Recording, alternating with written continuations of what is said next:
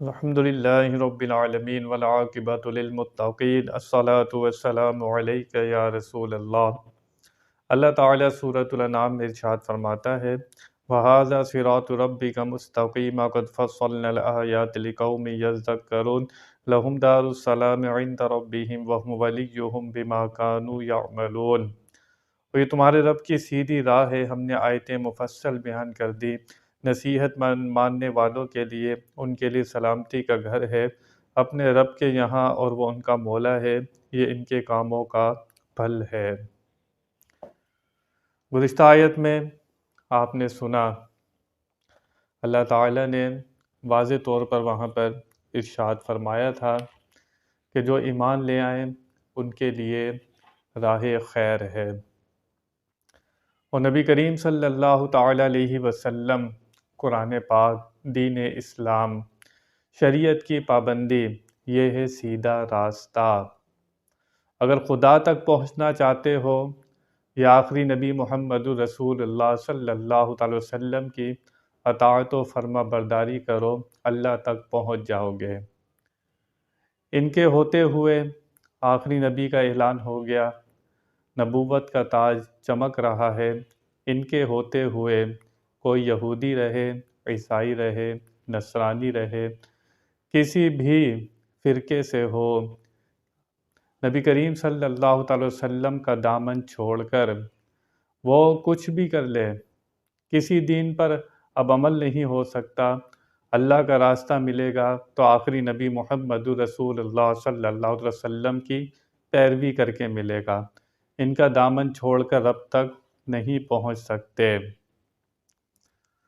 اور سلامتی کا گھر ہے اپنے رب کا، آخرت کا گھر سلامتی کا گھر ہے، یعنی کہ جنت، کیونکہ وہاں پر جنتی ایک دوسرے کو سلام کریں گے، تو بتایا گیا وہ آخرت کا گھر سلامتی والا ہے، یعنی کہ ایک دوسرے پر لوگ سلامتی کی دعا کریں گے، فرشتوں کا بھی سلام آئے گا، نیک لوگ بھی سلام کریں گے، اللہ تعالیٰ کی طرف سے بھی سلام آئے گا جنتی لوگوں کو۔ وَهَذَا صِرَاطُ رَبِّكَ مُسْتَقِيمًا، یہ ہے سیدھی راہ۔ اهْدِنَا الصِّرَاطَ الْمُسْتَقِيمَ، ہم ہر رکعت میں سیدھا راستہ اللہ تعالیٰ سے مانگتے ہیں کہ یا اللہ ہمیں سیدھے راستے کی ہدایت عطا فرما، سیدھے راستے پر چلا۔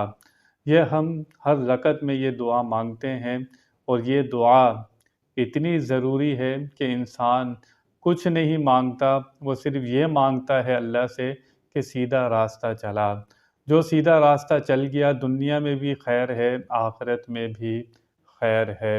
اگر سیدھے راستے سے بھٹک گیا، دنیا میں جتنا کامیاب ہو جائے، ہمیشہ ہمیشہ کے لیے نقصان میں رہے گا۔ تو اہدنا الصراط المستقیم، سیدھے راستے پر چلنے کی دعا مانگتے ہیں۔ انعم اللہ علیہم من النبیین والصدیقین والشہداء والصالحین، اللہ فرماتا ہے وہ نبیوں کا راستہ ہے، صدیقوں کا راستہ ہے، شہداء کا راستہ ہے، صالحین کا راستہ ہے۔ یہ وہ لوگ ہیں جن پر اللہ تعالیٰ نے انعام کیا ہے، ان کے راستے پر چلنے کی دعا ہم ہر رکعت میں مانگتے ہیں۔ تو سیدھا راستہ وہی ہے جو نبی پاک صلی اللہ علیہ وسلم کی پیروی میں ہے، سنت میں ہے، شریعت کی پابندی میں ہے، یہ ہے سیدھا راستہ۔